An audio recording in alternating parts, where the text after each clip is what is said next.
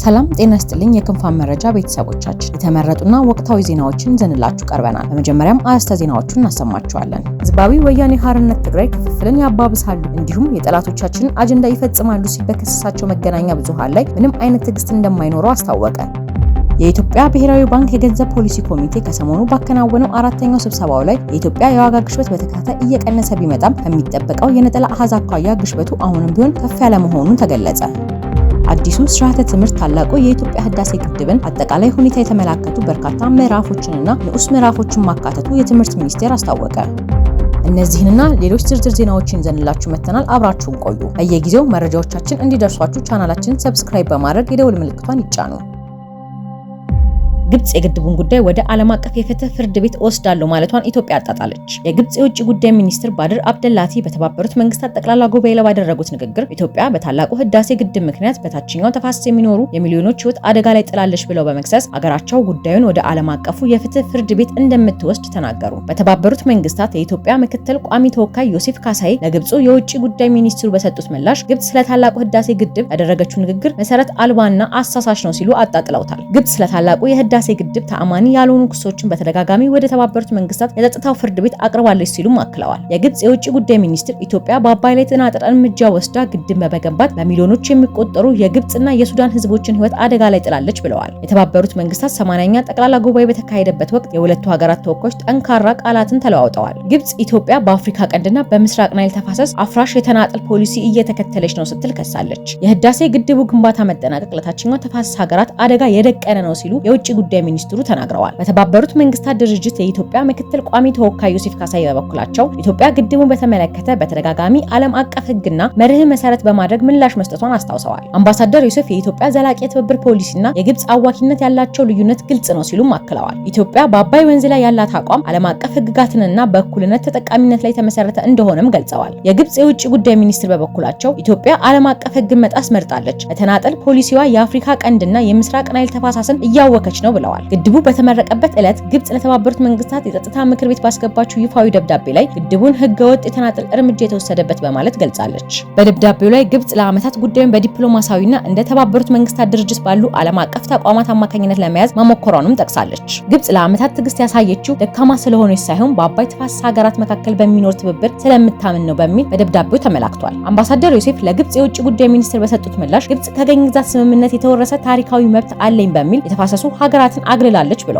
ኢትዮጵያ የአባይን ወንዝ በኃይል አቅርቦት ለምግብ ደህንነትና ለንጹህ የመጠጥ ውሃ ተደራሽነት እንደምትጠቀም ጠቅሰው ግብጽ ግን ይህንን መብት ለመንፈግና በአባይ ላይ በብቸኝነት ተጠቃሚ ለመሆን ትሻለች በማለት ከሰዋል። ኢትዮጵያ የግድቡን ግንባታ በተመለከተ ከግብጽ ጋር ምክንያታዊ ስምምነት ላይ ለመድረስ በተደጋጋሚ ንግግር ማድረጓን አምባሳደሩ አጣቅሰዋል። አያይዘውም ግብጽ ለቀጠናው ሀገራት ሰላምና ትብብር ዋጋ እንደማትሰጥ እንዲሁም በአጎራባች ሀገሮች መካከል አለመረጋጋት እንዲፈጠር የጦር መሳሪያ በማቅረብ ፖለቲካዊ ጣልቃ ገብነትን እንደምታራምድም አክለውበታል። ታላቁ ህዳሴ ግድቡን ጉዳይ ዓለም አቀፋዊ ለማድረግ እየሞከረች እንደሆነ የተናገሩት አምባሳደር ዩሱፍ ግብጽ የተባበሩት መንግስታት ድርጅትን መድረክ ለጠባብ የፖለቲካ ግብ እንዳዋለች እንዲሁም ይህንን ለሀገር ውስጥና ቀጠናዊ ጉዳይ ትኩረት እንዳይቻል ለማድረግ እንደምትጠቀምበትም ገልጸዋል። ግብጽ በኃይል ከተሞላ አካሄድ ይልቅ ገንቢ በሆነ አካሄድ ላይ እንድታተኩርም አሳስበዋል። የግድቡ የውጭ ጉዳይ ሚኒስትር ሀገራቸው በዓለም አቀፍ ህግ መሰረት ለግድቡ ጉዳይ እልባት ለመስጠት ዝግጁ ብትሆንም ኢትዮጵያ ለመተባበር ፈቃደኛ እንዳልሆነች ጠቅሰዋል። በዓለም አቀፍ ህግ ለመዳኘት ዝግጁ ከሆኑ እኛም ጉዳዩን በህግ ለመያዝ ሙሉ ለሙሉ ዝግጁ ነን፣ እውነታው ግን በኢትዮጵያ በኩል እንዲያለ ፍላጎት አለመኖሩ ነው በማለት አክለዋል። በተባበሩት መንግስታት ድርጅት ስምምነትና በዓለም አቀፍ ህግጋት መሰረት ግብጽ ከአባይ ወንዝ ጋር በተያያዘ ደህንነቷን የማስጠበቅ መብት እንዳላት ተናግረዋል። ኢትዮጵያ በማዘናጋት የሚሊዮኖች ህይወት አደጋ ላይ ጥላለች፣ መብታችን ሲጣስ ዝም አንልም ብለዋል ሚኒስትሩ። ሱዳን በ2021 ግብጽ በተባበሩት መንግስታት ድርጅት የጸጥታው ምክር ቤት በከፈተችው አቤቱታ ላይ የተቀላቀለች ሲሆን በ2025 ደግሞ ሱዳን በተናጠል ጉዳዩን ወደ ምክር ቤቱ ወስዳለች።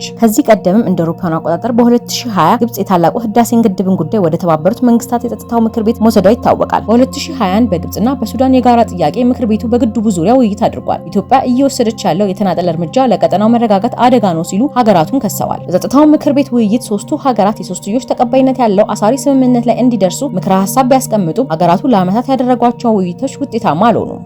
አዲሱ ስርዓተ ትምህርት ታላቁ የኢትዮጵያ ህዳሴ ግድብን የተመለከቱ በርካታ ምዕራፎች ማካተቱን የትምህርት ሚኒስቴር አስታወቀ። በሚኒስትሩ የማህበራዊ ሳይንስ ስርዓተ ትምህርት ማበልጸጊያ ዋና ስራ አስፈጻሚ ኡመር ኢማም የግድቡ መመረቅ የታሪክ ትምህርትን ከፖለቲካዊ ትርክት ወደ ማህበራዊ ኢኮኖሚያዊ ይዘት እንዲቀይር አድርጎታል ብለዋል። አዲሱ ስርዓተ ትምህርትም ግድቡን የተመለከቱ በርካታ ምዕራፎችና ንዑስ ምዕራፎችን ማካተቱን አመልክተዋል። የህዳሴ ግድቡ አጠቃላይ ሁኔታ በስርዓተ ትምህርት ውስጥ ማካተት ሉዓላዊነትን የሚያረጋግጥና የሀገር ፍቅርን የሚያሰርጽ መሆኑን ጠቁሞ ለህብረ ብሔራዊ አንድነትና ትውልድን ለመገንባት ከፍተኛ አስተዋጽኦ እንዳለው አንስተዋል። ስለ ግድቡ አጠቃላይ ሁኔታ ህጻናትና ታዳጊዎች መማራቸው ብሔራዊ ኩራትና ለተጨማሪም ስራ ተነሳሽነት የሚፈጥር መሆኑንም ጠቁመዋል። ኢትዮጵያ በዓለም መድረክ ስሟ ሲጠራ ሰንደቅ ዓላማዋና ብሔራዊ መዝሙሯ አብረው እንደሚያስተጋቡ ሁሉ ህዳሴ ግድቡም ብሔራዊ አርማ እንዲሆን ለማድረግ በትምህርት ስርዓት ውስጥ እየተሰራ ነው ብለዋል።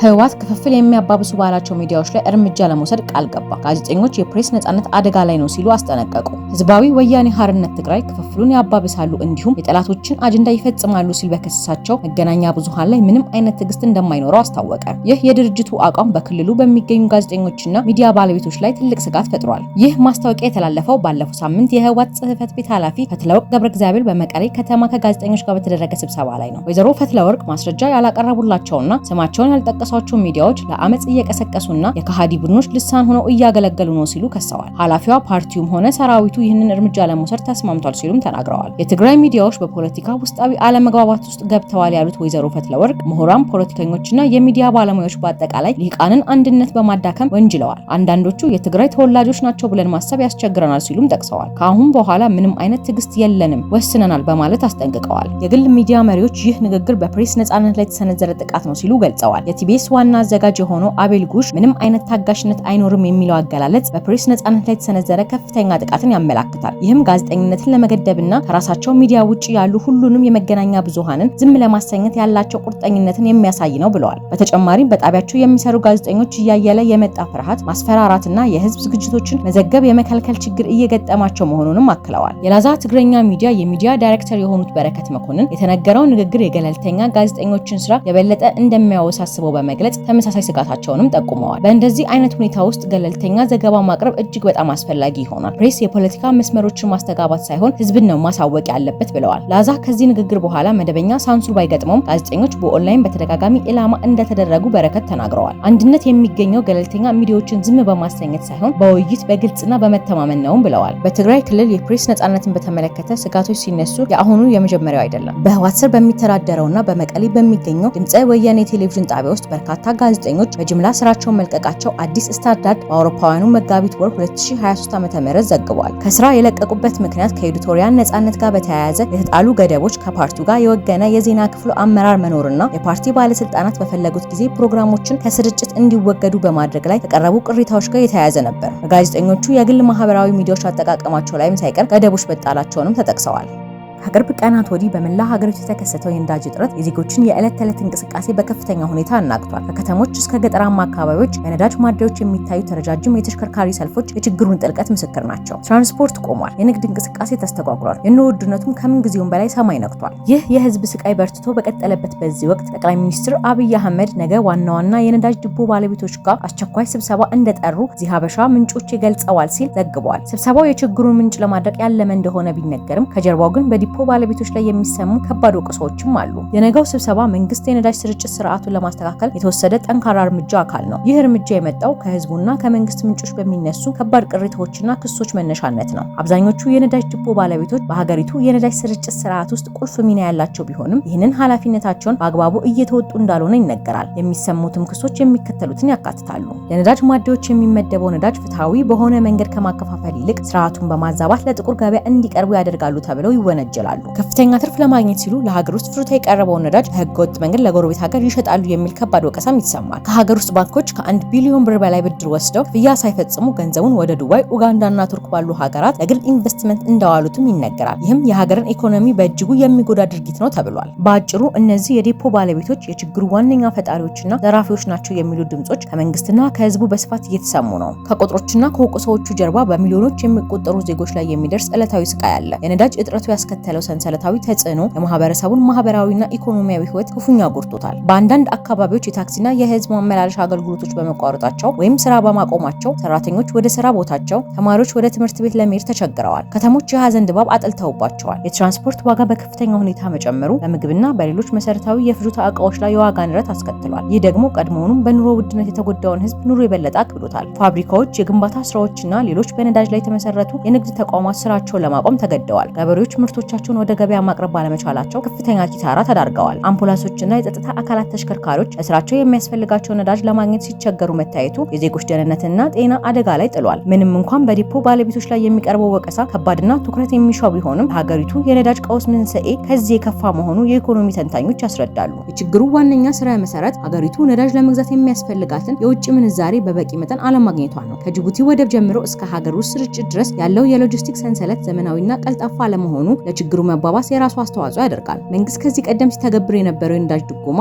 እና አሁን ላይ ቀስ በቀስ እየተነሳ መምጣቱ በገበያ ላይ የሚፈጥረው ተጽዕኖ ሌላ ሊታይ የሚገባው ጉዳይ ነው። የነገው የጠቅላይ ሚኒስትሩ ስብሰባ መንግስት በህገ ወጥ ድርጊት ላይ ጠንካራ እርምጃ ለመውሰድ መቁረጡን የሚያሳይ ነው። ህዝቡ ከዚህ ስብሰባ ፈጣንና ዘላቂ መፍትሄ በጉጉት ይጠብቃል። ነገር ግን ዘላቂ መፍትሄ ለማምጣት በስርጭቱ ሰንሰለቱ ውስጥ ያሉ ህገወጦችን ከማጽዳት ጎን ለጎን የውጭ ምንዛሪ አቅርቦትን ማሻሻልና የሎጂስቲክስ ስርዓቱን ማዘመን ወሳኝ መሆኑ አያጠያይቅም። የነገው ስብሰባ የዚህ ረጅም ጉዞ የመጀመሪያ እርምጃ ይሆናል ተብሎ ይጠበቃል ሲል ሚዲያው ዘግቧል።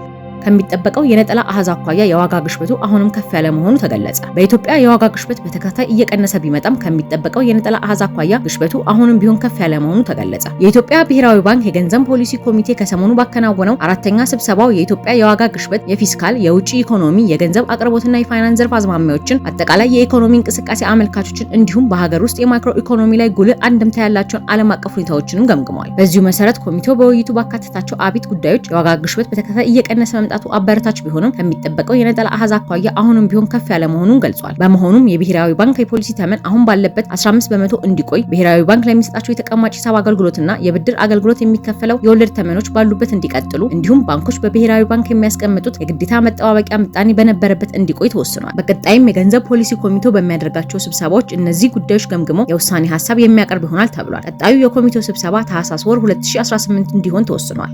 የኔቶ ወታደራዊ ኮሚቴ ሰብሳቢ የሆኑት አደም ጁሴፔ ካቮ በላቲቪያ የተካሄደውን የውትድርና ኮሚቴ ጉባኤ ላይ እንዳሉት በበርካታ ሀገራት ውስጥ በቅርቡ የተፈጸመውን የሰው አልባ አውሮፕላኖች ወረራ ተከትሎ ከዚህ በኋላ ለሚመጣው ማንኛውም ስጋት ቆራጥና ተመጣጣኝ ምላሽ እሰጣለሁ ብለዋል። የኔቶ ወታደራዊ ኮሚቴ ሰብሳቢው ከላቲቪያ መከላከያ ኃላፊ ጋር በጋራ በሰጡት መግለጫ ላይ በኔቶ አየር፣ መሬትና የባህር ክፍል ላይ የሚደርስ ማንኛውም ጥቃት በቆራጥነትና በተመጣጣኝ ምላሽ ለማስተናገድ እኛ ዝግጁ ነን ብለዋል። የጁሴፔ ካቮ ንግግር በቅርቡ በሩሲያ የአየር ክልላችንን ጥሰዋል በማለት ስጋት ላይ የወደቁትን ሆላንድና ኢስቶኒያንን ለማጠንከር ያለመ ነው ተብለዋል። ካቮ እንዳሉት ግጭት አንፈልግም፣ ነገር ግን ራሳችንን ለመከላከል አስፈላጊ የሆኑ ማንኛውም እርምጃ ከመውሰድ ወደ ኋላ አንልም ሲሉም አክለዋል። ሩሲያን በበኩሏ የአውሮፓ ህብረትና ኔቶ ዛቻዎችን እያሰሙኝ ነው ስትል የከሰሰች ሲሆን ማንኛውም ጥቃት በቆራጥነት ለመመለስ ዝግጁ ስለመሆኑ የዘገበው አናዱሉ ነው።